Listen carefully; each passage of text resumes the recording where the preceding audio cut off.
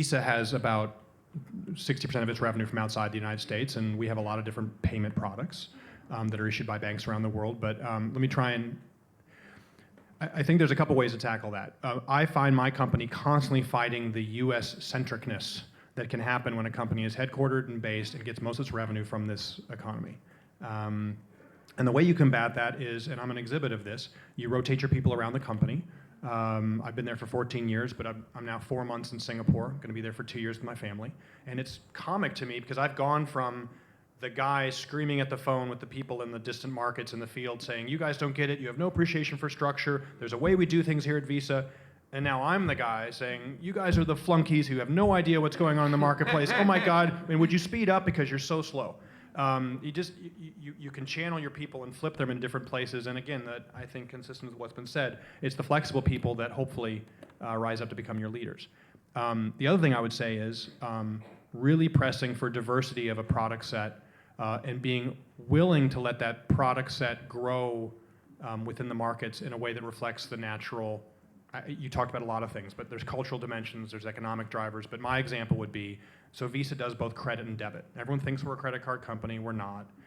We do the processing, we do the branding, but we issue credit, we have products that are credit products or debit products, and as you then go around the world, for example, in the Middle East, credit is actually a bit heretical and a little bit against their religion in Islam.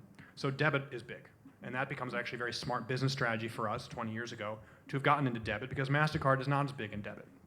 So we're growing faster than they are in the Middle East.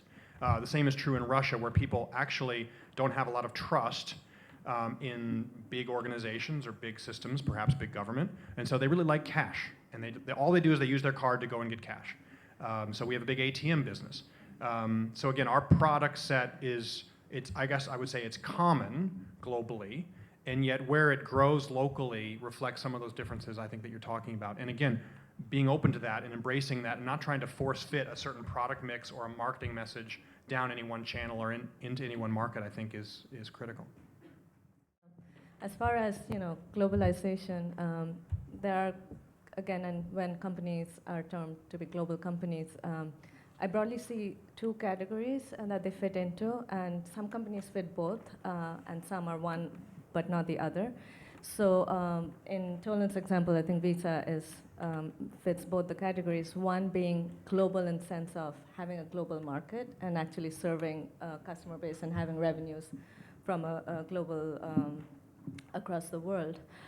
And the second being not so much as serving a really broad global market, but actually having their development and services being built globally. And the reason I mentioned that, again, just from personal experience at Intuit, I feel Intuit has done a really good job at the latter, which is being successfully able to leverage the global talent pool, mainly out of India, and expanded their development, the scale of development, and built up a successful development center out of there.